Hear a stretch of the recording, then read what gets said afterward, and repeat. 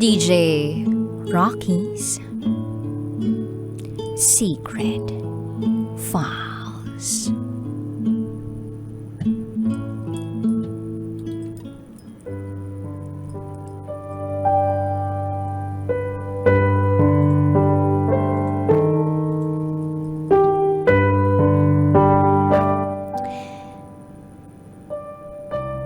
Palayain ko na raw siya. Sabi nila, it's better to lose someone than losing yourself. Hi, DJ Rocky. Isa ako sa mga nakikinig sa programa mo. At eto ako, naisipan kong ibahagi ang storya ko. Itago mo ako sa pangalang Ding. At ito, ang aking secret file.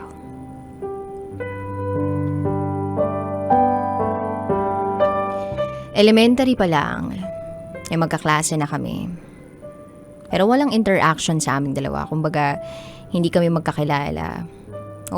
Invisible lang kami sa isa't isa. Pero nung tumuntong kami ng grade 6, mayroon akong ginawang kailanman hindi ko inakalang magagawa ko.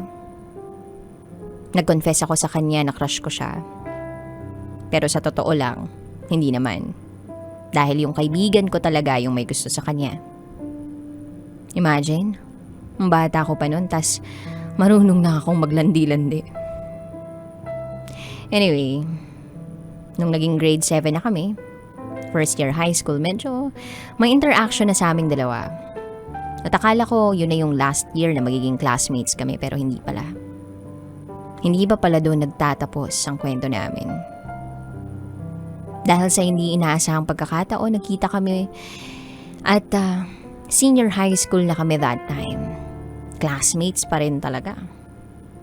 Same strand kami ng kinuha, which is ABM. So yun nga, sa una okay lang. Classmates lang kami. Pero habang lumilipas ang araw, meron na akong ibang nararamdaman para sa kanya. Nakala ko, awkward feelings lang eh. Kasi naman, ang seryoso niyang tao. Yung tipong parang hindi siya makausap. Yung hindi ka makatingin ng direkta sa mga mata niya. Yung parang takot kang magkamali sa harap niya. Pero hindi nagpatalo yung nararamdaman ko. Tumuloy-tuloy hanggang sa nag-develop na nga. Iba rin tong puso ko eh. Hanggang sa may naririnig na rin akong mga usapin na may gusto rin daw siya sa akin. May mga napapansin din naman ako sa kanya pero hindi ako naniniwala. Kasi wala namang proof para paniwalaan ko ang lahat ng yon unless siya na mismo ang magtapat. Maraming mga pagkakataon ang lumipas na hindi dapat nasayang. Pareho kaming naghintay. Pareho naming tinago ang nararamdaman namin para sa isa't isa. Hanggang sa dumating yung araw ng March 2020. March 13 to be exact. Nagtapat siya sa akin. At ganoon din ako. At doon na nagsimula ang lahat. Halos araw-araw at gabi-gabi na kaming magkausap. Asaran dito, asaran doon.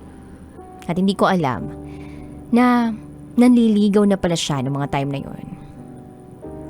My God, di ko alam. Nalaman ko lang talaga sa tito niya. Iba rin talaga. So ayun na nga. September 30, pinapunta ko siya sa bahay at pinakilala ko sa mga magulang ko. At ayun, ayos naman sa mga magulang ko. Pero syempre, ang mother ko may rule. Dapat, isang beses sa isang linggo lang daw siya bumisita sa akin sa bahay. So okay naman. Isang taon niya rin akong niligawan. At sinagot ko rin siya sa petsa kung kailan kami nagtapat ng pag-iibigan namin sa isa't isa. March 13, 2021. Maganda naman ang naging daloy ng relasyon namin. Kadalasan, puro asaran, pero hindi mawawala yung away na naaayos naman namin. Hindi ko alam pero nakikita ko siya as my partner sa future. Crush ko lang naman siya noon eh. At hindi ako nag-expect na magiging kami. Kasi naisip ko na parang napaka-imposibleng maging kami. Pero grabe si God. Alam na alam niya. Alam na alam niya yung desires ng heart ko. Napaka-amazing niya. So habang lumilipas ang panahon, mas minamahal ko siya. At ngayon, pareho naming hinaharap ang mabigat na pagsubok sa aming relasyon. Ang sabi niya, nasira raw siya. Naubos na raw siya. At nawalan ng gana sa mga bagay-bagay. Nawala na yung dating siya. Ako naman napapaisip na baka napapabayaan ko siya.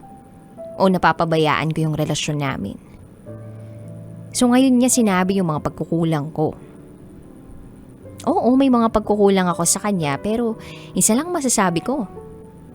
Hindi ako nawalan ng pakialam sa kanya. At higit sa lahat, hindi ko siya binaliwala. God knows kung gaano ko siya kamahal at pinahahalagahan. Yun nga lang, siguro ay hindi ko na ipakita sa kanya. Yun yung malaking pagkukulang ko. Siguro, yun yung hindi ko na ipakita o na iparamdam. Pero para sa akin, inaalagaan at pinapahalagahan ko naman siya. Yun yung sisi ko sa sarili ko. Baka nagkulang ako ng pagpaparamdam sa kanya. Feb 28, 2022. Nagsimulang subukin ang relasyon namin. Para akong namatayan that time. Iyak lang ang pinaggagawa ko at para bang wala rin ako sa sarili ko. Overthink dito, overthink doon. That time, wala ako sa bahay namin. Nasa bahay ako ng tita ko. March 2, umuwi ako sa amin para makita at makausap ko siya at para ayusin na rin ang relasyon namin. Napapansin ng mama ko na parang ang layo ng isip ko. Na parang wala ako sa sarili ko.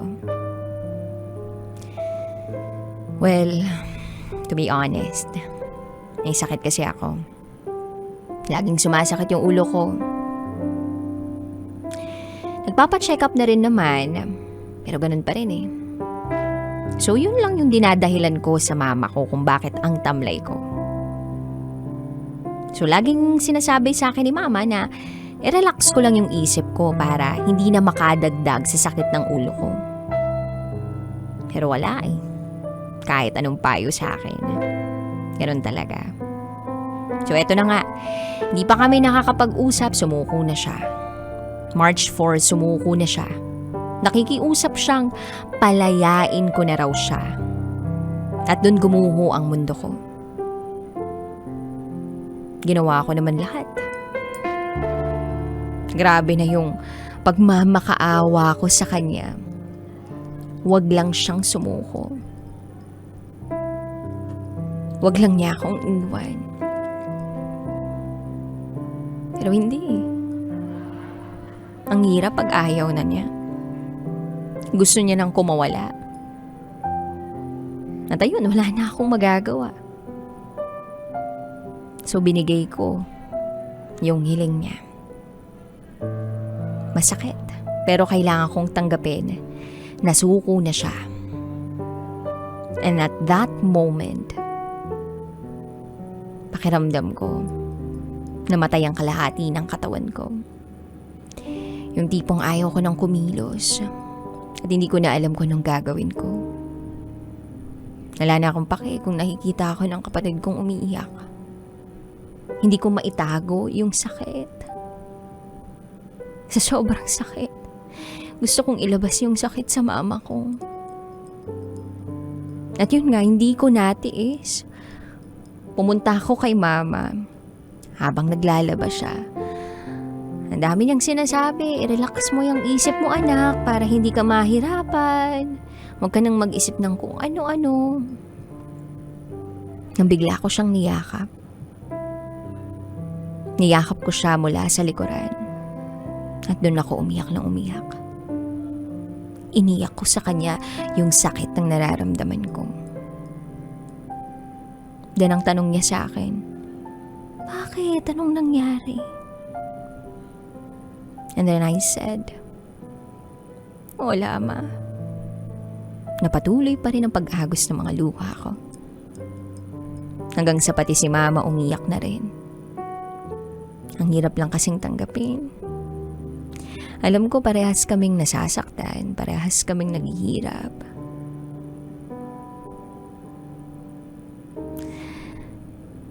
That helped me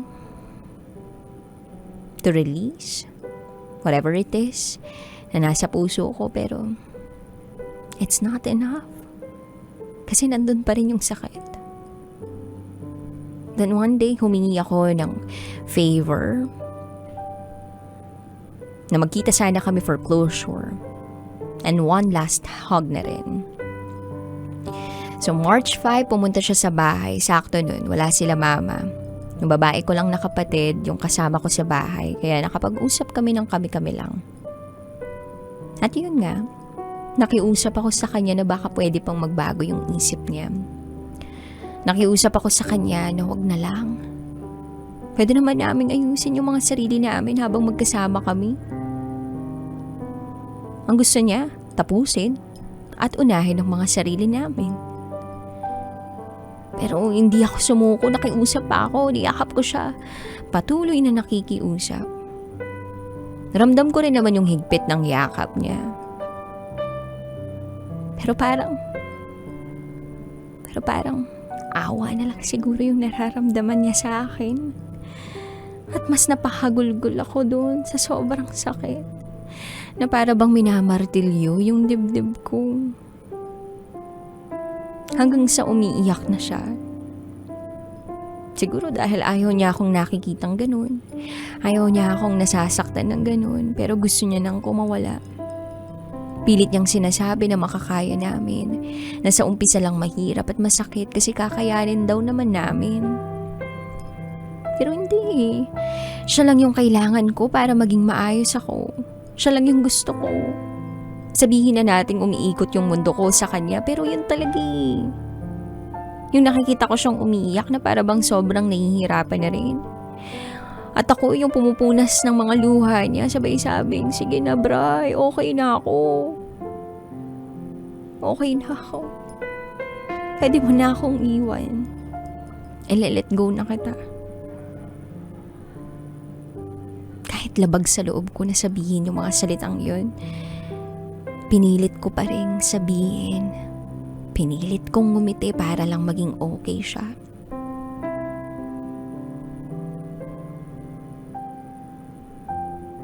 Although that moment, ayaw ko siyang bitawan. I wanna grow old with him. Siya lang yung gusto kong makasama hanggang sa huli kong hininga. Ang dami na naming plans para sa future namin. So nihakap ko lang siya ng niyakap. Na para bang ayaw kong bumitaw sa kanya kahit sinasabi kong ile-let go ko na siya. Then I said, ganito na lang tayo, bye. Sama mo na lang ako, wag ka na umalis. Pero gusto niyang bumitaw. Gusto niyang unahin yung sarili niya. Hanggang sa sinabi niyang hindi na siya aalis. At doon parang nabunutan ng tinik ang puso ko.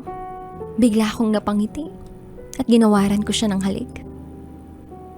Nagkasundo kaming unahin pa rin namin ang mga sarili namin, alagaan ang sarili at mag-focus sa pag-aaral.